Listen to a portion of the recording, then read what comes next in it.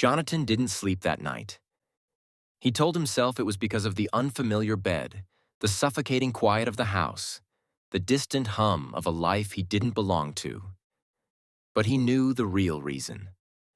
David had stood outside his door, not knocking, not speaking, just there. Jonathan had felt his presence as surely as if the man had been inside the room, watching him from the foot of the bed. And the worst part? Jonathan hadn't wanted him to leave. By morning, Jonathan was exhausted but restless. He took a hot shower, borrowed clean clothes that were annoyingly perfect in size, and finally stepped out of the room. The house was quiet. Too quiet. Jonathan moved carefully, his instincts still wired for danger. He wasn't stupid. This might have been David's home, but it was still a lion's den. And he was still prey. He made his way downstairs, finding himself in a sleek, modern kitchen. There was fresh coffee already made. Of course there was.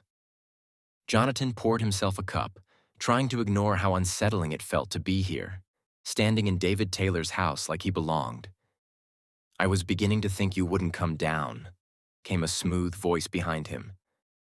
Jonathan tensed, fingers tightening around the mug. "It's too early for your bullshit, David." David chuckled, stepping into the kitchen. "It's never too early." Jonathan turned, watching as David poured himself a drink, completely at ease, like this was normal. Like they were just two men having breakfast together. David looked good. Too good for this early in the morning. His suit was crisp, his hair effortlessly styled, his presence unshakable. Jonathan hated that. "How did you sleep?" David asked, sipping his coffee. Jonathan scoffed. "You already know I didn't." David's lips curled slightly, amused but unreadable. "Yes, I suppose I do." Jonathan exhaled sharply. "You were standing outside my door." David didn't deny it, didn't even flinch. "I was." Jonathan's jaw tightened. "Why?" David set his coffee down and leaned back against the counter, his gaze sharp and assessing. "Because I wanted to." Jonathan's breath caught, just for a second. "That's not an answer." David tilted his head slightly. "Isn't it?" Jonathan gritted his teeth. "You're playing games again." David pushed off the counter, stepping closer. "No, Jonathan." His voice was softer now, quieter, but somehow more dangerous. "For once, I'm not."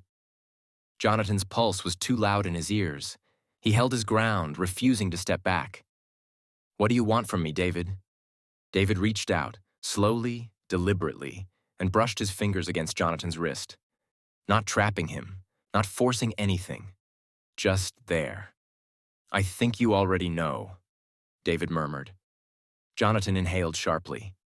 He should pull away. He should. But he didn't. Jonathan should have pulled away. Every instinct, every ounce of self-preservation screamed at him to step back, to put distance between himself and the man standing far too close.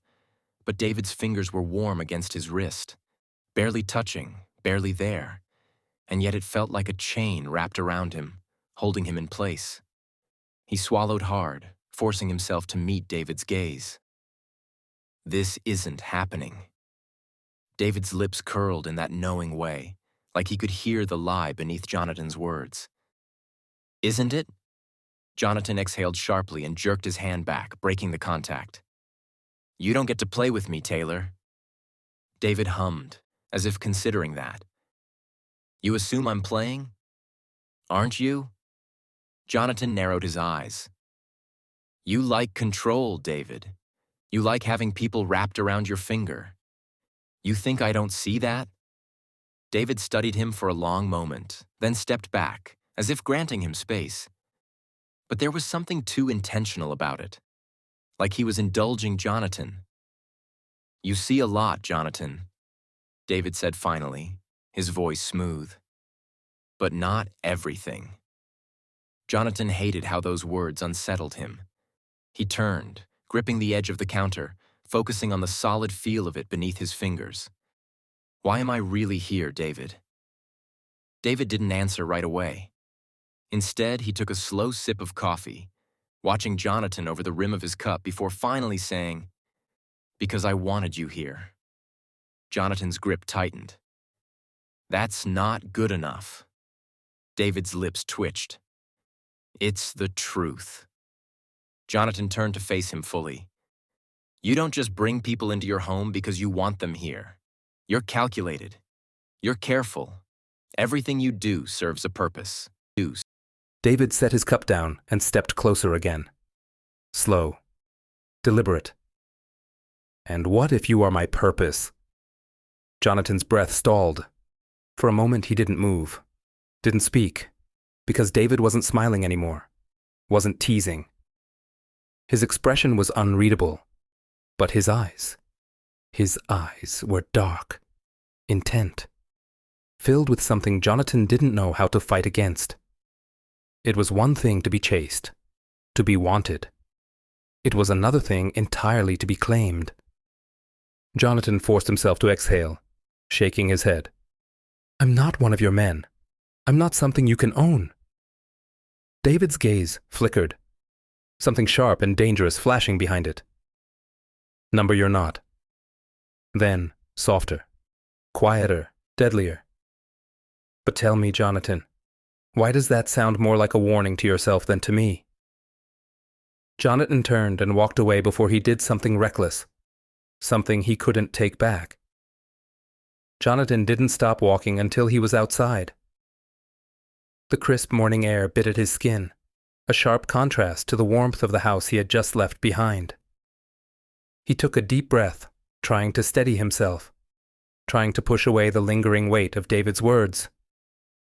"You're not something I can own. But why does that sound more like a warning to yourself than to me?" Jonathan ran a hand over his face, cursing under his breath. He hated how easily David got under his skin, how the man always seemed to see straight through him. It was infuriating. He had been in dangerous situations before. He had dealt with criminals, murderers, men with power and greed in their veins. But David Taylor was different. David didn't just want control over Jonathan's actions.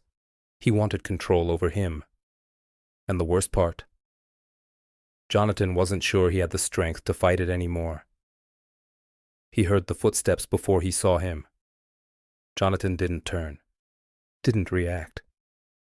He just took another deep breath, staring out at the empty driveway. "Running already?" David's voice was smooth, but there was something knowing in it. Jonathan exhaled sharply. "Not running, just thinking." David hummed, stepping up beside him. "Dangerous habit." Jonathan finally turned his head, eyes narrowing. "You don't like men who think for themselves, do you?" David's lips curled slightly. "On the contrary, I find them fascinating." Jonathan scoffed and shook his head. "You always need to be in control." David studied him for a long moment before speaking. "Control is an illusion, Jonathan." "You expect me to believe that?" Jonathan arched a brow. "You, David Taylor, the man who built an empire from nothing, who has an entire city under his thumb, doesn't believe in control." David's expression didn't change, but there was something in his gaze, something deeper. "I can control what people do. I can control what they say, but I can't control what they feel." Jonathan stilled. David took a slow step closer. "I can give orders. I can make demands. I can force obedience." His voice dipped, lower, softer.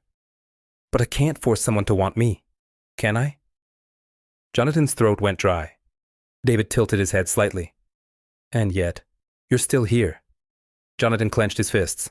"Not because of you." David smiled, slow, knowing. "If you say so." Jonathan turned away again, trying to steady himself. "I'm not one of your men, David. I'm not something you can manipulate into staying." David was quiet for a moment, then said, "I know." Jonathan frowned, turning to look at him again. "Then what do you want from me?" David held his gaze, and for the first time, There was no amusement in his expression, no games. I want you to choose me. Jonathan's breath hitched. Jonathan